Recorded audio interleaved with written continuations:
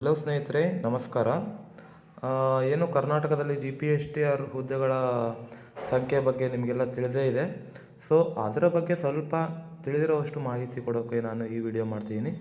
So ಇದೇ ಥರ latest ಅಪ್ಡೇಟ್ಸ್ಗಾಗಿ ನಮ್ಮ ಚಾನಲ್ಗೆ ಸಬ್ಸ್ಕ್ರೈಬ್ ಆಗಿ ಮತ್ತು ಬೆಲ್ ಬಟನ್ ಕೂಡ ಪ್ರೆಸ್ ಮಾಡಿ. ಸೊ ಇದರಿಂದ ನಾವು ನೀಡುವಂತಹ ಮಾಹಿತಿ ಬೇಗನೆ ನಿಮಗೆ ಬಂದು ತಲುಪುತ್ತೆ. ಸೊ ಏನು GPSTR ಹುದ್ದೆಗಳು ಕರ್ನಾಟಕದಲ್ಲಿ, ಎಕ್ಸ್ಪೆಷಲಿ ಹೈದರಾಬಾದ್ ಕರ್ನಾಟಕದಲ್ಲಿ ಮಂಜೂರಾಗಿರುವಂತಹ GPSTR ಹುದ್ದೆಗಳ ಸಂಖ್ಯೆ ಎಷ್ಟು, ಜೊತೆಗೆ ಎಷ್ಟು ಪರ್ಸೆಂಟಷ್ಟು ಮಂಜೂರಾಗಿರುವಂತಹ ಹುದ್ದೆಗಳಲ್ಲಿ ಎಷ್ಟು ಪರ್ಸೆಂಟ್ ಅವರು ಪ್ರಮೋಷನ್ ಮಾಡ್ತಾರೆ, ಹಾಗೂ ಎಷ್ಟು ಪರ್ಸೆಂಟ್ ನೇರ ನೇಮಕಾತಿಯ ಮೂಲಕ ಭರ್ತಿ ಮಾಡ್ಕೊಳ್ಬೇಕು, ಅದೇ ಥರ ನೇಮಕಾತಿಯ ಬಗ್ಗೆ ಸರ್ಕಾರದ ನಿಲುವೇನು ಅನ್ನೋದ್ರ ಬಗ್ಗೆ ಈ ಒಂದು ವಿಡಿಯೋದಲ್ಲಿ ನಿಮಗೆ ವಿಷಯವನ್ನು ಮುಟ್ಟಿಸೋಕ್ಕೆ ನಾನು ಪ್ರಯತ್ನ ಪಡ್ತಿದ್ದೀನಿ. ಸೊ ನಿಮಗೆಲ್ಲರಿಗೂ ಗೊತ್ತಿದೆ, ಎಲ್ಲರೂ ನೋಡಿರ್ತೀರ, ಏನೀಗ ಹೈಸ್ಕೂಲ್ ಪ್ರಮೋಷನ್ ಅಂತ ಬಂದಿದೆ, ಆ ಒಂದು ಉದ್ದೇಶದಿಂದ ಬಿಟ್ಟಿರುವಂಥ ಸರ್ಕ್ಯುಲರಲ್ಲಿ ಅವ್ರು ಮೆನ್ಷನ್ ಮಾಡಿದ್ದಾರೆ. ನೋಡಿರ್ಬೋದು ನೀವು, ಕಲ್ಯಾಣ ಕರ್ನಾಟಕದಲ್ಲಿ ದಿನಾಂಕ 10/3/2025 ಒಟ್ಟಾರೆ ಮಂಜೂರಾದ GPT ಹುದ್ದೆಗಳು, ಒಟ್ಟಾರೆಯಾಗಿ ಎಷ್ಟು GPT ಹುದ್ದೆಗಳು ಮಂಜೂರಾಗಿದ್ದಾವೆ ಅಂತ ನೋಡ್ಬೋದು. 12,609 ಹುದ್ದೆಗಳು. ಇದರಲ್ಲಿ ಆಲ್ರೆಡಿ ಕಾರ್ಯನಿರ್ವಹಿಸ್ತಿರುವ GPT ಶಿಕ್ಷಕರೆಷ್ಟು? ಆಲ್ರೆಡಿ ಕಾರ್ಯನಿರ್ವಹಿಸ್ತಿರುವಂತಹ GPT ಶಿಕ್ಷಕರ ಸಂಖ್ಯೆ 6,977 ಸ್ನೇಹಿತರೆ. ಹಾಗಾದರೆ ಉಳಿದಿರುವಂತಹ ಹುದ್ದೆಗಳ ಸಂಖ್ಯೆ ಎಷ್ಟು? ಉಳಿದಿರುವಂಥ ಹುದ್ದೆಗಳನ್ನು ಯಾಕೆ ನೇಮಕಾತಿ ಮಾಡ್ತಿಲ್ಲ? ಸೊ ಹಾಗಾದರೆ 5,500 ಚಿಲ್ಲರ, ನಿಯರ್ಲಿ 6,000 ಅಷ್ಟು ಹುದ್ದೆಗಳು ಉಳಿದಿದ್ರೂ ಕೂಡ ಯಾಕೆ ಅದನ್ನು ನೇಮಕಾತಿ ಮಾಡ್ತಿಲ್ಲ? ಸೊ ಅವ್ರು ಹೇಳೋ ಪ್ರಕಾರ 80% ನೇಮಕಾತಿ ಮಾಡ್ತೀವಿ, 20% ನೇಮಕಾತಿ ಆಗಲ್ಲ ರೂಲ್ಸ್ ಪ್ರಕಾರ ಅಂತ ಹೇಳಿದ್ರು ಕೂಡ, ಈಗ 6,977 ಅಂದರೆ ಇನ್ನೂ 80% ಮುಗಿಯೋಕ್ಕೆ ಇನ್ನೂ ಒಂದು 3,500 ಬೇಕೇ ಬೇಕು ಪೋಸ್ಟ್ ಫಿಲ್ ಮಾಡಬೇಕು, ಆದರೂ ಮಾಡ್ತಿಲ್ಲ. ಯಾಕೆ ಅಂದರೆ ರೀಸನ್ ಇದೆ ಸ್ನೇಹಿತರೆ. ಅವರು ಯಾರೇ ಆಗಲಿ ನೇಮಕಾತಿ ಮಾಡಬಾರ್ದು ಅಂತ ಇರಲ್ಲ. ಸೊ ಅದಕ್ಕೆ ಪರ್ಟಿಕ್ಯುಲರಾಗಿ ರೀಸನ್ ಇರೋದಕ್ಕೇ ಅವರು ರೀಸನ್ ಕೊಟ್ಟು ಹೇಳ್ತಿದ್ದಾರೆ. ಏನದು ರೀಸನ್? ಹಾಗಾದರೆ ಏನು ರೀಸನ್ ಅಂತ ಹೇಳಿದ್ರೆ ನೋಡಿ ಸ್ನೇಹಿತರೆ, ಅವರು ಆಲ್ರೆಡಿ ಹೇಳಿದ್ದಾರೆ, ಕಲ್ಯಾಣ ಕರ್ನಾಟಕದಲ್ಲಿ ಮಂಜೂರಾದ GPT ಹುದ್ದೆಗಳ ಸಂಖ್ಯೆ ಎಷ್ಟು? 12,609 ಅಲ್ವಾ? ಸೊ ನೋಡಿ, ಕ್ಯಾಲ್ಕುಲೇಷನ್ ಇದೆ ಸ್ನೇಹಿತರೆ. ಮಂಜೂರಾದ GPT ಹುದ್ದೆಗಳ ಸಂಖ್ಯೆ ಎಷ್ಟು? 12,609. ಸೊ ಇದರಲ್ಲಿ ಕಾರ್ಯನಿರ್ವಹಿಸ್ತಿರುವಂತಹ GPT ಶಿಕ್ಷಕರ ಸಂಖ್ಯೆ ಎಷ್ಟು?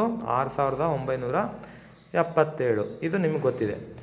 ಹಾಗಾದರೆ ಈ ಮಂಜೂರಾದ ಹುದ್ದೆಗಳಲ್ಲಿ ಎಲ್ಲ ಹುದ್ದೆಗಳು ಕೂಡ ನೇರ ನೇಮಕಾತಿ ಅಥವಾ ಏನು ನಾವು CET ಅಂತ ಕರಿತೀವಿ, ಆ CET ಮುಖಾಂತರ ಭರ್ತಿ ಮಾಡುವಂತಹ ಯಾವ ನಿಯಮವೂ ಇಲ್ಲ. ಯಾವುದೇ ಕಾರಣಕ್ಕೂ ಯಾವುದೇ ಮಂಜೂರಾಗಿರುವಂತಹ ಹುದ್ದೆಗಳಲ್ಲಿ ಸರ್ಕಾರ ಅದರಲ್ಲಿ ಇಂತಿಷ್ಟು ಪರ್ಸೆಂಟ್ ಅಂತ ಆ ಹುದ್ದೆಗಳಿಗೆ ಪ್ರಮೋಷನ್ ನೀಡಬೇಕಾಗಿರುತ್ತೆ. ಅದೇ ಥರ ಇಷ್ಟು ಪರ್ಸೆಂಟ್ ಅಂತ ನೇಮಕಾತಿ ಮಾಡಬೇಕಾಗಿರುತ್ತೆ. ಅದಾದರೆ ಮಂಜೂರಾಗಿರುವಂಥ ಹುದ್ದೆಗಳಲ್ಲಿ 40% ಪ್ರಮೋಷನ್ ಮೂಲಕ ಭರ್ತಿ ಮಾಡಬೇಕು ಅಂತ ರೂಲ್ಸ್ ಇದೆ ಅಂತ ಹಲವಾರು ಜನ ಹೇಳ್ತಿದ್ದಾರೆ. ಹಾಗಾದರೆ ಅವ್ರು ಹೇಳೋ ಪ್ರಕಾರ ಮಂಜೂರಾದ ಹುದ್ದೆಗಳಲ್ಲಿ 40% ಪ್ರಮೋಷನ್ ನೀಡಿದರೆ ಇನ್ನು 60%ನಷ್ಟು ಹುದ್ದೆಗಳನ್ನು ಮಾತ್ರ ನೇರ ನೇಮಕಾತಿ ಮೂಲಕ ಭರ್ತಿ ಮಾಡ್ಕೋಬೇಕಾಗಿರುತ್ತೆ ಸ್ನೇಹಿತರೆ. ಹಾಗಾದರೆ ಮಂಜೂರಾದ ಹುದ್ದೆಗಳು 12,609. ಈ 12,609 ಹುದ್ದೆಗಳ 40% ಅಂತ ಹೇಳಿದ್ರೆ 40 ಡಿವೈಡೆಡ್ ಬೈ 100 ಇಂಟು 12,609 ಆಗುತ್ತೆ ಅಲ್ವಾ? ಹಾಗಾದರೆ ಅದನ್ನು ಮಾಡಿದಾಗ 543.6 ಬರುತ್ತೆ. ದಟ್ ಮೀನ್ಸ್ ಅಪ್ರಾಕ್ಸಿಮೇಷನ್ 5,044 ಸ್ನೇಹಿತರೆ. ಇಷ್ಟು ಹುದ್ದೆಗಳನ್ನು ಅವ್ರು ಏನು ಮಾಡಬೇಕು? ಪ್ರಮೋಷನ್ ಮೂಲಕನೇ ಭರ್ತಿ ಮಾಡಬೇಕಾಗಿರುತ್ತೆ ಸ್ನೇಹಿತರೆ. ಸೊ 5,044 ಪೋಸ್ಟನ್ನು ಅವರು ಪ್ರಮೋಷನ್ ಮೂಲಕನೇ ಭರ್ತಿ ಮಾಡಬೇಕಾದ್ರೆ, ಹಾಗಾದರೆ ಉಳಿದ 60% ನೇಮಕಾತಿ ಮೂಲಕ ಭರ್ತಿ ಮಾಡಬೇಕಲ್ವಾ? ಸೊ ಆ 60% ಅಂತ ಹೇಳಿದ್ರೆ, ಮಂಜೂರಾದ ಹುದ್ದೆಗಳ 60% ಅಂತ ಹೇಳಿದ್ರೆ, ಈ ಕ್ಯಾಲ್ಕುಲೇಷನ್ ನೋಡಿ ಸ್ನೇಹಿತರೆ, 60 ಡಿವೈಡೆಡ್ ಬೈ 100 ಇಂಟು 12,609. ಸೊ ಇದನ್ನು ಮಾಡಿದಾಗ 7,565.4 ಬರುತ್ತೆ ಸ್ನೇಹಿತರೆ. ಹಾಗಾದರೆ 7,565 ಹುದ್ದೆಗಳನ್ನು ಮಾತ್ರ ಅವರು ನೇಮಕಾತಿ ಮಾಡಿ ಹುದ್ದೆಗಳನ್ನು ಭರ್ತಿ ಮಾಡಬೇಕಾಗಿರುತ್ತೆ. ಹಾಗಾದರೆ ಈ ಪ್ರಸ್ತುತ ಸೇವೆ ಸಲ್ಲಿಸ್ತಿರುವಂಥ ಸಂಖ್ಯೆ ನಿಮಗೆ ಗೊತ್ತಿದೆ 6,977. ಹಾಗಾದರೆ ಈ ನೇಮಕಾತಿ ಮೂಲಕ ಭರ್ತಿ ಮಾಡಬೇಕಾಗಿರುವಂತಹ ಹುದ್ದೆಗಳಲ್ಲಿ ಉಳಿಕೆ ಹುದ್ದೆಗಳ ಸಂಖ್ಯೆ ಎಷ್ಟು? 7,565ರಲ್ಲಿ 6,977 ನಾವು ರಿಮೂವ್ ಮಾಡಿದಾಗ ಉಳಿಯುವಂತಹ ಹುದ್ದೆಗಳೇ 588 ಸ್ನೇಹಿತರೆ. ನಿಮಗೆ ಆಲ್ರೆಡಿ ಎಲ್ಲರಿಗೂ ಗೊತ್ತಿರ್ಬೋದು, ಸರ್ಕಾರ ನಿಯಮದ ಪ್ರಕಾರ 100% ನೇಮಕಾತಿಯ ಮೂಲಕ ಭರ್ತಿ ಮಾಡಲಿಕ್ಕೆ ಆಗೋದಿಲ್ಲ ಅಂತ ಹೇಳಿರ್ತಾರೆ. ಹಾಗಾದರೆ ನೇಮಕಾತಿ ಮೂಲಕ ಭರ್ತಿ ಮಾಡಬೇಕಾದಂಥ ಹುದ್ದೆಗಳಲ್ಲಿ 80%ನಷ್ಟು ಹುದ್ದೆಗಳನ್ನು ಮಾತ್ರ ಅವರು ಭರ್ತಿ ಮಾಡ್ಕೊತಾರೆ ಅಂತ ಹೇಳಿದ್ದಾರೆ. ಹಾಗಾದರೆ ಅದ್ರ ಪ್ರಕಾರ ನೋಡ್ತಾ ಹೋದರೆ ಈಗ ಆಲ್ರೆಡಿ 80%, ಆ 7,565ರಲ್ಲಿ 80% ಅಂತ ಹೇಳಿದ್ರೆ ಆಲ್ರೆಡಿ ರೀಚ್ ಆಗಿದೆ ಸ್ನೇಹಿತರೆ. 6,977 ಅಂದರೆ ಅದು ಆಲ್ರೆಡಿ ಅಪ್ರಾಕ್ಸಿಮೇಟ್ 86% ಆಗುತ್ತೆ. ಇನ್ನು 15%ನಷ್ಟು ಹುದ್ದೆಗಳು ಮಾತ್ರ ಖಾಲಿ ಉಳಿದಿರೋದ್ರಿಂದ ಹಾಗಾಗಿ ಹುದ್ದೆಗಳ ಸಂಖ್ಯೆ